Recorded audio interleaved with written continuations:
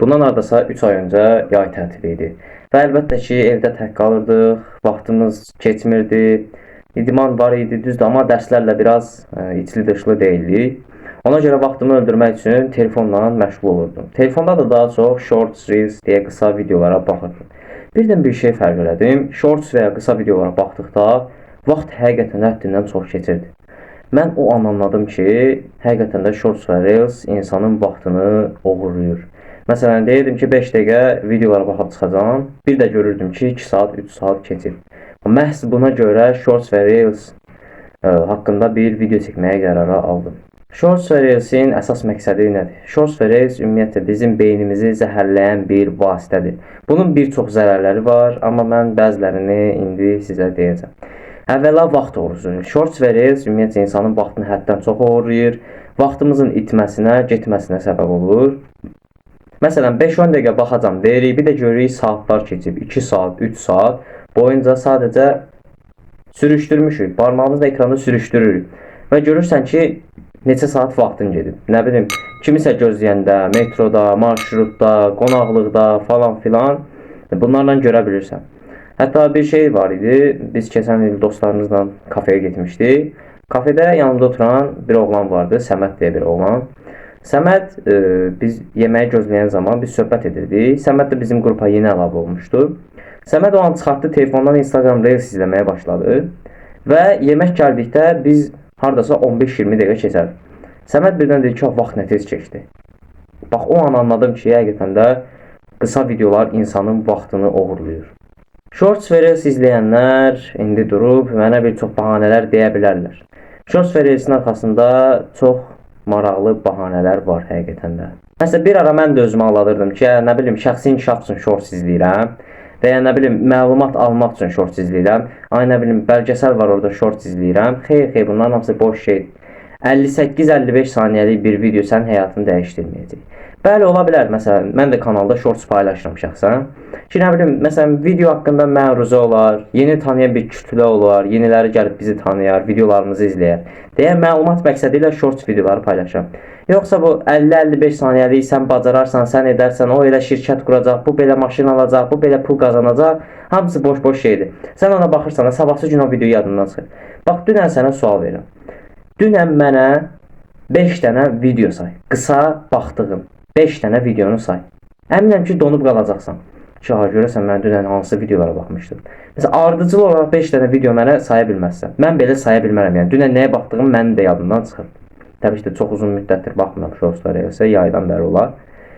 Yəni, xatırlaya bilmərik, yəni. Necə deyim, görürsən, burada da bizim beyinlə bağlı funksiyalarımız dövrəyə girir. Shorts və Reels'in gəldiyi beyin, zəka, zehin üzərində təsirlərinə. Əvvəla diqqət dağınıqlığı yaradır. Təsəvvür etsən, 1 saatin içində 100 dənə videoya məruz qalırsan, bir videonun da sənə 10.000 şəkilə bərabər olduğunu bu məlumatda deyim, yadında qalsın.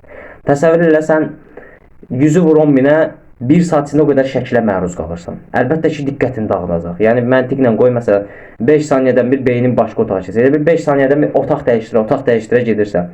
Nə bilim, bayaq ağlamalı video izləyirdin, indi gülməli video izləyirdin, indi başqasının həyatını izləyirsən, indi nə bilim, məlumat videosu izləyirsən, kanallar qarışıb bir-birinə, yəni bilmirsən nə izlədiyi. Shorts və Reels izləmənin gətirdiyi bir digər problem isə vaxtın düzgün bölünməməsidir. Boşluğa düşürük, deyirəm, biraz shorts izləyim çıxaram, yəni biraz Reels izləyim çıxaram və ya biraz TikTokda fırlanıb çıxaram. TikTok deyə buna başlıca nümunədir. Şəxsən mən TikTok işlətməyin tərəfdarı deyiləm. Özüm də TikTokdan istifadə etmirəm. Bir ara Instagram istifadə edirdim müəyyən səbəblərə görə. Sonra mənə lazım olmadığı üçün Instagramı silməyə məcbur qaldım. YouTube'dakı, yəni arada sırada girib bir-iki dənə podcast falan dinləyirəm. Shorts videoları çəkirəm, amma çalışıram ki, insanlara 30 saniyədə videolar haqqında məlumat verə bilim. Məsələn, bəlkə o an ona motivasiya verim, o ayağa qalxsın, dirəlsin. Belə qısa videolar olur, yəni mənalı bir videolar olur. Ümumiyyətcə, Shorts və Reels izləyən insanlarda da bu şey müşahidə olunur. Diqqətini toplaya bilmir, bunu dedik, fokuslana bilmirsən, etdiyin işə fokuslana bilmirsən, ağlın oradadır. Məsələn, bu belə bir sirkulasiya ilə gedir. Məsələn, sən bir video izləyirsən, ikinci videoyu izləyirsən, yəni istər-istəməz izləyirsən, sürüşdür. Kimsə səni çağırmasa, kimsə səni dayandırmasa, o Allah bilir hara qədər gedəcək, yəni. Shorts'dan Reels'in ən pis xüsusiyyətlərindən biri isə Sənin nə sevdiyini bilirlər. Algoritma sənin beynini çürüdür. Bax, videonun başlığına da bunu yazmışdım. Beynini belə çürüdürlər. Məsələn, ilk dəfə Instagrama girdiyində görürsən, məsələn, 3-4 dənə 4 dənə video nümunəsi sayacağam məsələn. Olan olduğunu fərz edirəm. Birinci fitness videosu gəlir. Keçdin. İkinci, məsələn, qızlar özünü çəkib paylaşıblar. Onu keçdin. Maşın videosu gəldi. Bəyəndin. Like atdın maşın videosuna. Sonra da məsələn məlumat videosu gəldi, onu keçdin.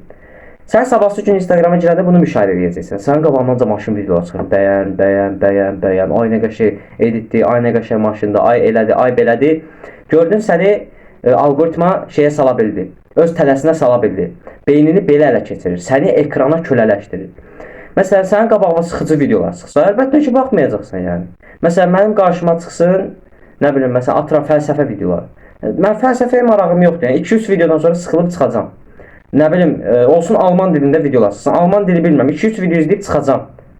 Yəni bu anlatmağın məqsədi ondadır ki, algoritma həqiqətən də insanı tələsinə sala bilir. Hər nə qədər də mən düşməyəcəm, yox mən 1 dənə şortsa baxacam, yox mən 10 dənə şortsa baxacam desək də, inan mənə, mənim özüm belə o tələyə düşürəm yəni. Tələyə düşdüyüm vaxtlar olub.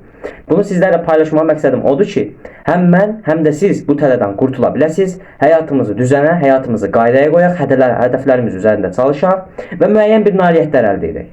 Bir diğer maddə nə ola bilər? Şəxsi inkişaf üçün qısa videolar izlənənmi? Baxır videonun növünə. Məsələn, şəxsi inkişafla çox məşğul olan adamlar, məsələn, Instagramda görürsən də, ay belə motivasiya hekayələri, başarı hekayələri, ay belə, ay elə.